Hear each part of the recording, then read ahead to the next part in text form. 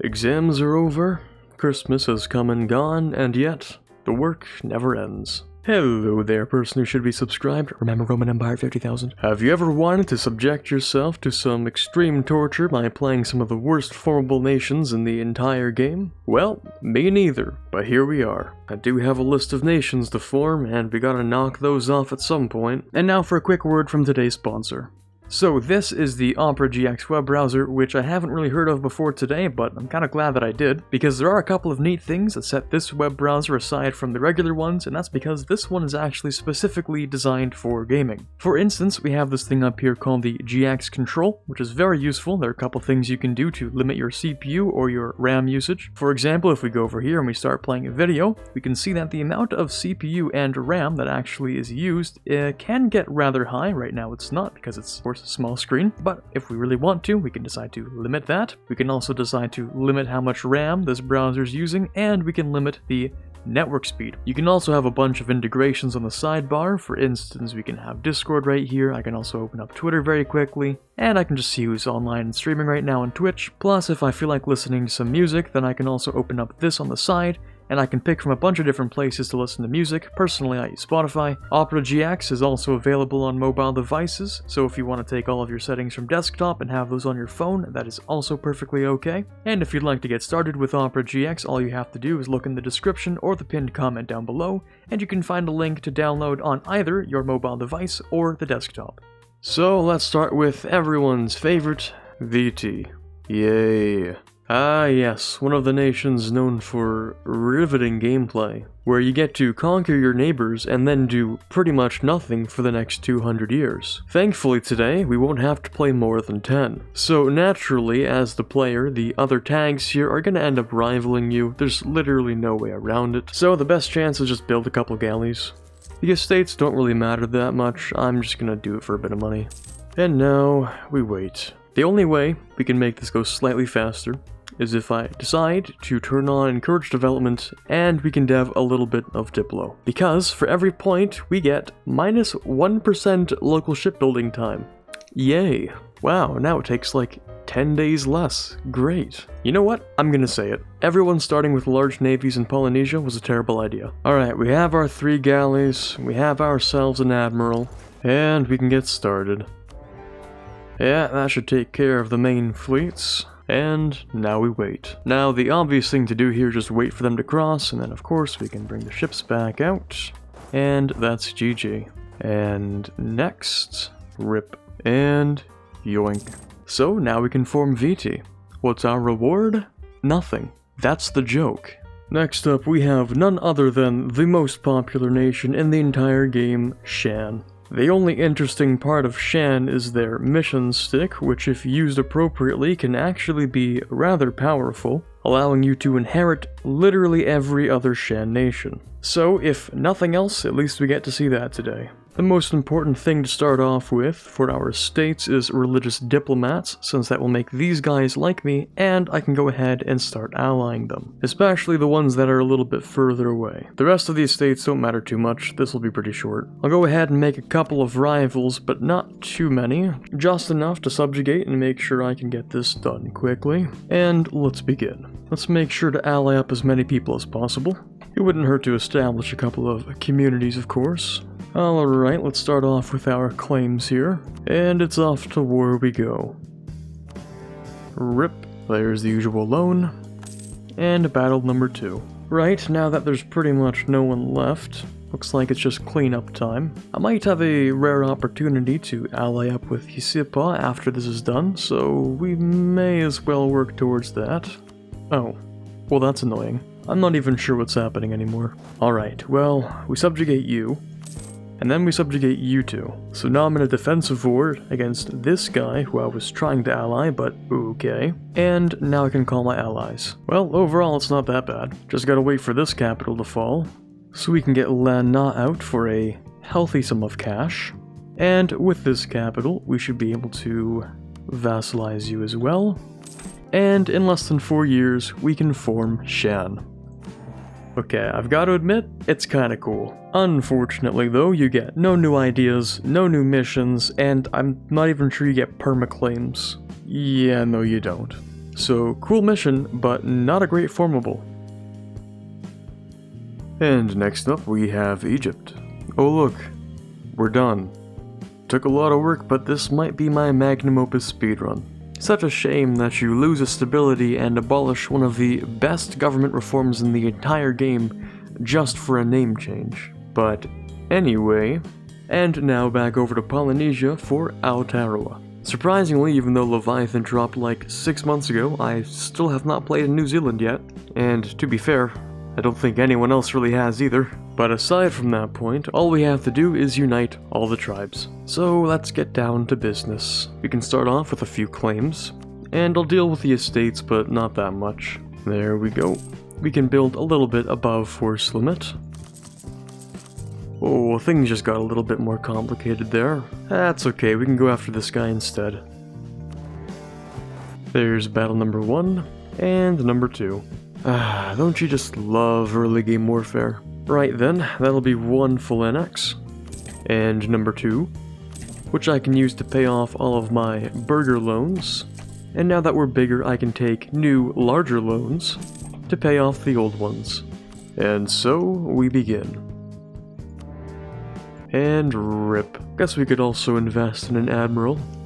I think we can make this go a little bit faster, actually. Let's go ahead and hire the free company. And let's begin. Now that we've sieged these guys, we can also go ahead and steal a little bit more money. Yoink. And with that extra money, we may have to build a few galleys. Because we already have galleys, there's a somewhat decent chance we might do well in this battle, but in the end, of course, we're not going to win. The ships are repaired, so we can set out once again, and now it's time to retreat. And for the last time, we can send them out again. And now that we're across, we can get rid of these guys, and we can go hunting for a couple more ships. There we go, that's all there is to it. And yoink. So, now we can form Aotearoa. What do we get? Absolutely nothing. Cool flag though. Map color's not the greatest, but that's fine considering no one really plays this tag anyway. And a fun little perk is that you actually don't get to go to kingdom rank, because your government reform, the Polynesian tribe, actually locks you to a duchy rank. So despite the rank change being coded in, you don't actually even get it. Your reward is 20 years of increased centralization, and that's it. Congratulations. Have you ever wanted to play a formable that's so bad, so utterly horrendous, less than worthless, that it actually disables an achievement when you form it? Well, you've come to the right place. So Scandinavia has earned its place as the worst formable in the entire game, providing you nothing more than permanent claims on the region which you pretty much are going to end up owning anyway, just because of how the game works. But it will also prevent you from getting this achievement, which I can't pronounce, for no real reason whatsoever. But that aside, let's get this speedforming over with. I'll provide a little bit for the estates, but unfortunately, there's no way for us to sell titles. Either way, we can build ourselves up a little bit, and we may want to look for a couple of allies. Okay, let's push for our claims, and let's begin. Oh, well, that's awkward. Still doable, though. Well, let's go and get ourselves a couple of allies then.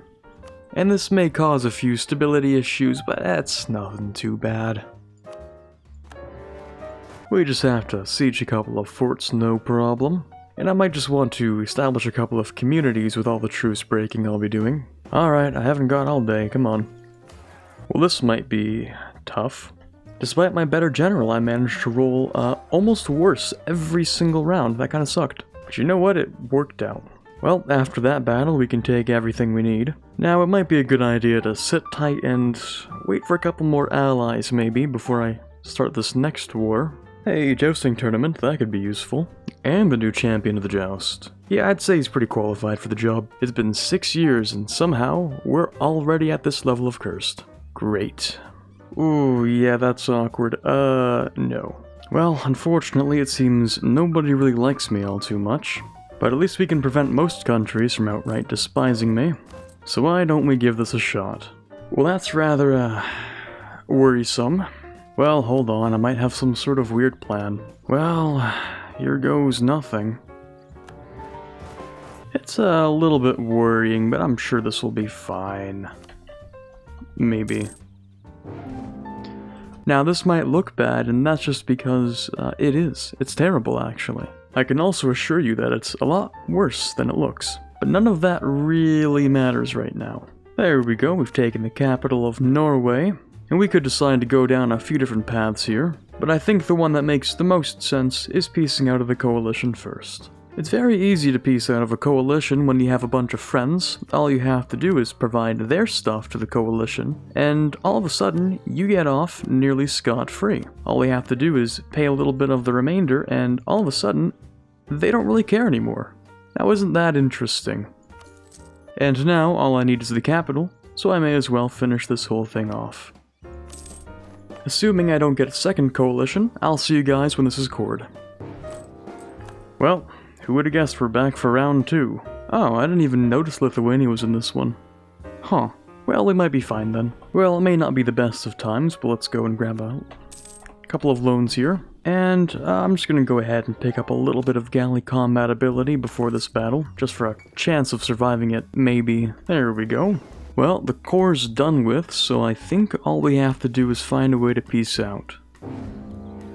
Oh, a second one. Well, now we're just getting ridiculous. Really? It's just 2 of you. What do you expect this time? Just give me a few seconds. Alright, I've taken the war goal. Now get out. Alright, here you go. And after we shatter this army, I'll just have to kindly ask you to screw off, please.